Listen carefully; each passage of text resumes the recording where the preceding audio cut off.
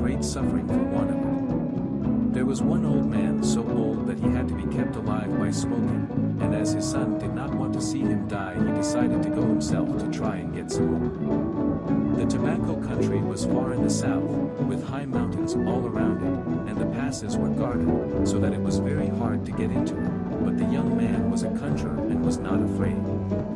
He traveled southward until he came to the mountains on the border of the tobacco country.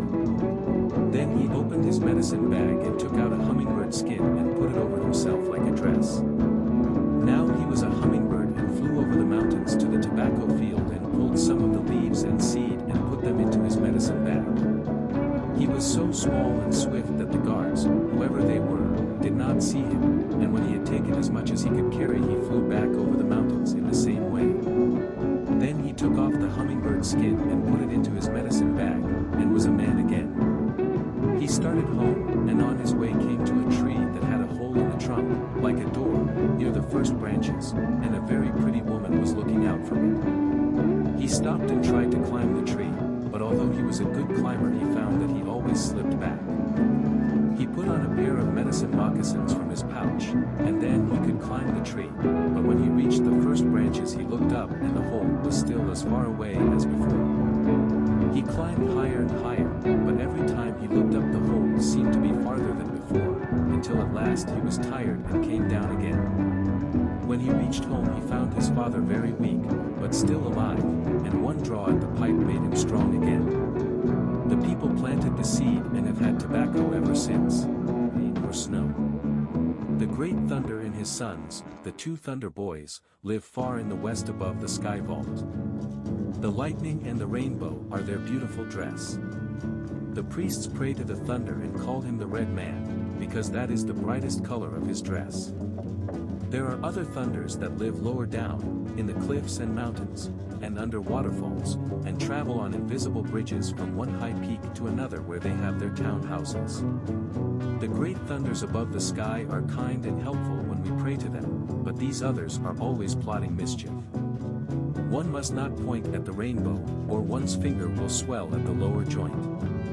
9. What the stars are like. There are different opinions about the stars. Some say they are balls of light, others say they are human, but most people say they are living creatures covered with luminous fur or feathers.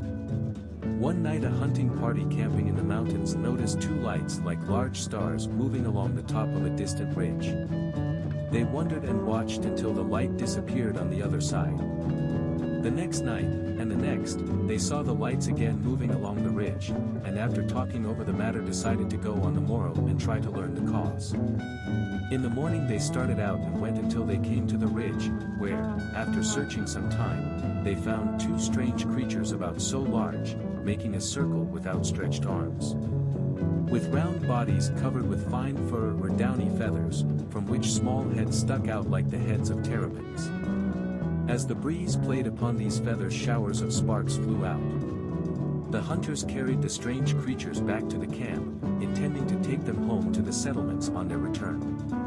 They kept them several days and noticed that every night they would grow bright and shine like great stars, although by day they were only balls of gray fur, except when the wind stirred and made the sparks fly out. They kept very quiet, and no one thought of their trying to escape, when, on the seventh night, they suddenly rose from the ground like balls of fire and were soon above the tops of the trees.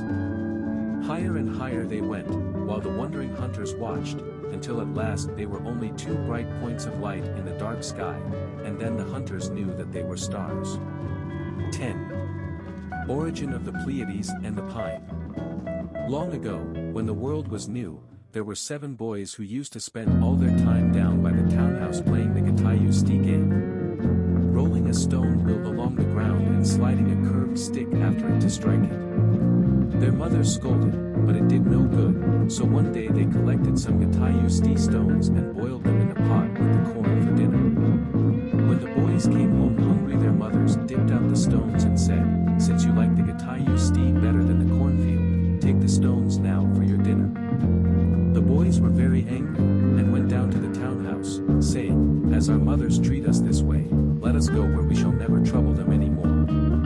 They began a dance, some say it was the feather dance, and